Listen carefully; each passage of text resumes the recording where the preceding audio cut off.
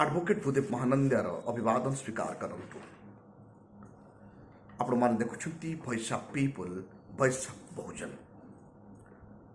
ଆମର ଉଦ୍ଦେଶ୍ୟ ଆପଣଙ୍କ ପାଖରେ ଦେଶର ନ୍ୟାୟ ବ୍ୟବସ୍ଥାକୁ ପ୍ରାଞ୍ଜଳ ରୂପେ ପହଞ୍ଚାଇବା। ଆମର ଉଦ୍ଦେଶ୍ୟ ଆଟ୍ରୋସିଟି ଆକ୍ଟକୁ ଘର ଘରରେ ପହଞ୍ଚାଇବା। ଓଡ଼ିଶାରେ ରହୁଥିବା ଓଡ଼ିଆ ଓ ବହୁଜନ ସମାଜ, ଅନୁସୂଚିତ ଜାତି, ଅନୁସୂଚିତ ଜନଜାତି ମଧ୍ୟରେ ଜାଗ୍ରତ ଦାୟର କରିବା ଏବଂ ବାବା ସାହେବ ଆମ୍ବେଦକରଙ୍କ ମିଶନକୁ ଘରେ ଘରେ ପହଞ୍ଚାଇ ବର୍ତ୍ତମାନ ପରିସ୍ଥିତିରେ ମନୁବାଦୀ ବିପକ୍ଷରେ ଲଢ଼ିବାକୁ ତାକତ ଦେବା ଓ ଓଡ଼ିଶାରେ ଘଟୁଥିବା ଆଟ୍ରୋସିଟିକୁ ରୋକିବା ଆମର ସର୍ବପ୍ରଥମ ଉଦ୍ଦେଶ୍ୟ। ଆଟ୍ରୋସିଟି ଏହି ପ୍ରକାର ଏକ ବିମାରୀ, ଏହା କ୍ୟାନ୍ସର ଠାରୁ ବି ଖତରନାକ।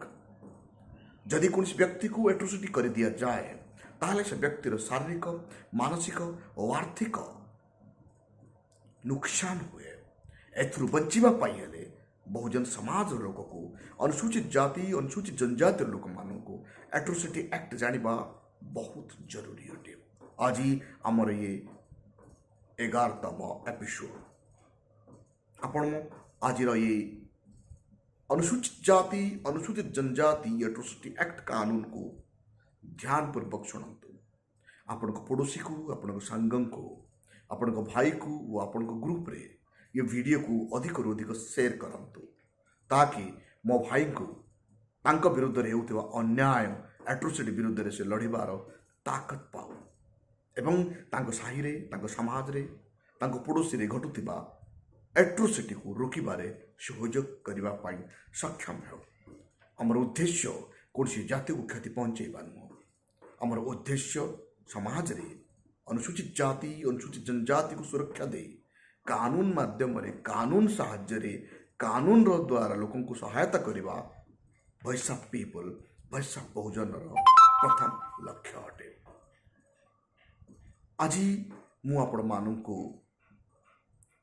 କିଛି ଆଟ୍ରୋସିଟି ଆକ୍ଟ ବିଷୟରେ କହିବି, ଯେଉଁଟାକି ସବର୍ଣ୍ଣ ଜାତିର ବ୍ୟକ୍ତି ତାର କ୍ଷମତା ପ୍ରୟୋଗ କରି ଅନୁସୂଚିତ ଜାତି, ଅନୁସୂଚିତ ଜନଜାତିର ଲୋକକୁ ତାର ବାଣିଜ୍ୟ ରୋକିବା ବା ଚାକିରି ପାଇବାରେ ପ୍ରତିବନ୍ଧକ ଦେବା, କିମ୍ବା ଅନୁସୂଚିତ ଜାତି, ଅନୁସୂଚିତ ଜନଜାତିର ଲୋକମାନଙ୍କୁ ଗୁଣି ଗାରେଡ଼ି ସନ୍ଦେହରେ ମାରିଦେବା, ଧମକ ଦେବା, କିମ୍ବା କୌଣସି ଅନୁସୂଚିତ ଜାତି, ଜନଜାତିର ପରିବାରକୁ ସାମାଜିକ ବାଛନ୍ଦ କରିବା, ଆର୍ଥିକ ବହିଷ୍କାର କରିବା ଓ ତାଙ୍କୁ ଧମକି ଦେବା।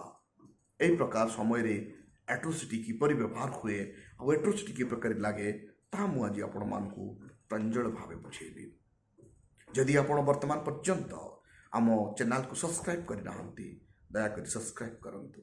ଭିଡ଼ିଓଟିକୁ ଶେଷ ପର୍ଯ୍ୟନ୍ତ ଶୁଣନ୍ତୁ, ତାକି ଆପଣଙ୍କୁ ପରଫେକ୍ଟଲି ଏହି କାନୁନ ବୁଝି ହେବ ଏବଂ ଅନ୍ୟକୁ ଆପଣ ସାହାଯ୍ୟ କରିପାରିବେ। ଆଟ୍ରୋସିଟି କାନୁନର ସେକ୍ସନ 3(1)(ZAE କେଉଁ ସମୟରେ ଓ କେଉଁ ପରିସ୍ଥିତିରେ ବ୍ୟବହାର ହୁଏ? ଯଦି କୌଣସି ଅନୁସୂଚିତ ଜାତି, ଅନୁସୂଚିତ ଜନଜାତିର ବ୍ୟକ୍ତିକୁ ସବର୍ଣ୍ଣ ଜାତିର ବ୍ୟକ୍ତି ତାଙ୍କର କ୍ଷମତାକୁ ପ୍ରୟୋଗ କରି ତାଙ୍କ ବ୍ୟବସାୟକୁ ରୋକିଦେବା, ଅନୁସୂଚିତ ଜାତିର ଜନଜାତିର ଲୋକର ବ୍ୟାପାରକୁ ରୋକିଦେବା, ବାଣିଜ୍ୟରେ ବାଧା ଦେବା, କିମ୍ବା ତାଙ୍କ କ୍ଷମତା କିମ୍ବା ଅନୁସୂଚିତ ଜାତି, ଜନଜାତିର ଲୋକକୁ ସରକାରୀ ଚାକିରି ନ ପାଇବା ପାଇଁ ଷଡ଼ଯନ୍ତ୍ର କରିବା, କିମ୍ବା ସରକାର ଚାକିରି ପାଇଲା ପରେ ବି ସେ ତାକୁ ଷଡ଼ଯନ୍ତ୍ର କରି ଚାକିରିରୁ ବହିଷ୍କାର କରିବା ପାଇଁ କ୍ଷମତା ପ୍ରୟୋଗ କରିବା, କିମ୍ବା ତାହାର ପଦର କ୍ଷମତାକୁ ପ୍ରୟୋଗ କରି, ବଳପୂର୍ବକ ପ୍ରୟୋଗ କରି ଅନୁସୂଚିତ ଜାତି, ଅନୁସୂଚିତ ଜନଜାତିର ଲୋକକୁ ବାଧା ଦେବା। ଏହି ପ୍ରକାର ପରିସ୍ଥିତି ହେଲେ ସେକ୍ସନ 3(1)(ZAE ଲାଗେ। ଅର୍ଥାତ୍ ଯେକୌଣସି ସବର୍ଣ୍ଣ ବ୍ୟକ୍ତି ଯେତେ କ୍ଷମତା ହେଲେ ବି ଅନୁସୂଚିତ ଜାତି, ଅନୁସୂଚିତ ଜନଜାତିର ଲୋକଙ୍କର ବାଣିଜ୍ୟକୁ ରୋକିପାରିବ ନାହିଁ, ତାର କୌଣସି କାର୍ଯ୍ୟରେ କରୁଥିବା କାମକୁ ଅଟକେଇ ପାରିବ ନାହିଁ, କିମ୍ବା ତାର କ୍ଷମତା ପ୍ରୟୋଗ କରି ତାକୁ ମିଳିଥିବା ଚାକିରିରୁ ସେ ବହିଷ୍କାର କରାଇ ପାରିବ ନାହିଁ।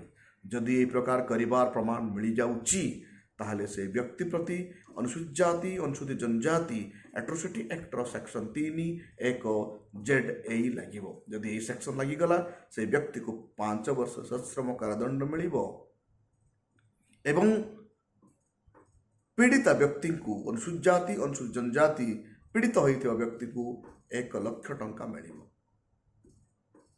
आउ 1 लाख टंका एफआर समय 25,000 टंका चार्जसीट है 50,000 टंका एवं केस जीति सारा 25,000 टंका मिलता है।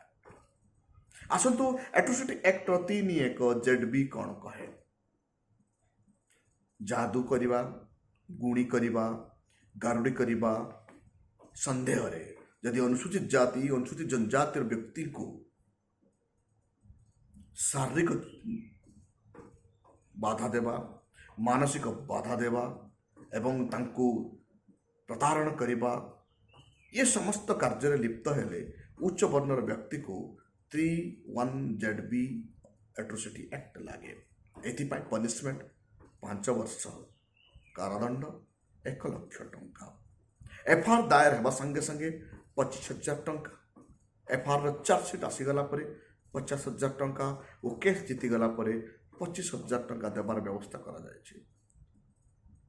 मु जानिछि ओडिशार कोण अनुकोण रे जादू, गुणी, गारेडी, डाहाणी इत्यादि संदेह रे अनुसूचित जाति अनुसूचित जनजातिर स्त्री लोक मान को अत्याचार करा जाय थाए, पुरुष लोक मान को हत्या भी करा जाय थाए। एई प्रकार परिस्थिति रे यदि हत्या कर दिया जाए दंडनीय अपराध सेटा तांको मर्डर केस लगे सहित सहित एट्रोसिटी केस भी लगे। तेणु आपण साहि आपण इलाकार जदि यही प्रकार अत्याचार होची आपण कलम को उठातु। आमर टेलीफोन नंबर मु आपको दूची 94377748 यही नंबर रे आपण जोगाजोग करंतु। आमे सदा सर्वदा आपण सेवारे आईन परामर्श दे आपण को सहयोग करवा आमर ये प्रथम कर्तव्य। कारण डॉक्टर बाबा साहेब अम्बेडकर दयारू आज मु जड़े एडवोकेट। तेणु बाबा साहेब अम्बेडकर ऋण सुझा मो कांधरे अच्छी। तेणु मोर ये रेस्पॉन्सिबिलिटी जे मु पारुजेते आपण को जेते दूर थे भी कानूनी साहाय्य करिवार आवश्यकता अच्छी। तेणु मो भिडियोटी शुणिला परे आपण प्रतिक्रिया निश्चित देवे। तेणु आपण अंचल में होते ए प्रकार घटना रोकवा केवल मोर जनकर कर्तव्य नुह, आम समस्त कर्तव्य। आसतु आम अनुसूचित जाति अनुसूचित जनजाति व्यक्ति को बंचाइबा, एट्रोसिटी कानून को घरे घरे पहुंचाइबा। एथिपाई आपण को सहयोग कामना करे।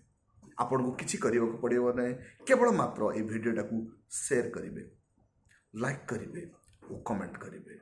आकु शुणिला परे आपण नोटबुक रे नोट करिवे। ता सहित सहित एट्रोसिटी कानून बहीटी किनिबे। आपण जो भाषा रे जानती से भाषा रे किनिबे एवं ये वीडियो शुणला परे पुणे ताको आउथरे पढ़िले आपण को परफेक्टली ये कानून रो ज्ञान आसी जिवो एवं आपण हम समाज रो मुक्ति पाई लड़ी पारिबे। वो बाबा साहेब स्वप्न को पूरा करिया पाई सहयोग करि पारिबे। Thank you. जय भीम।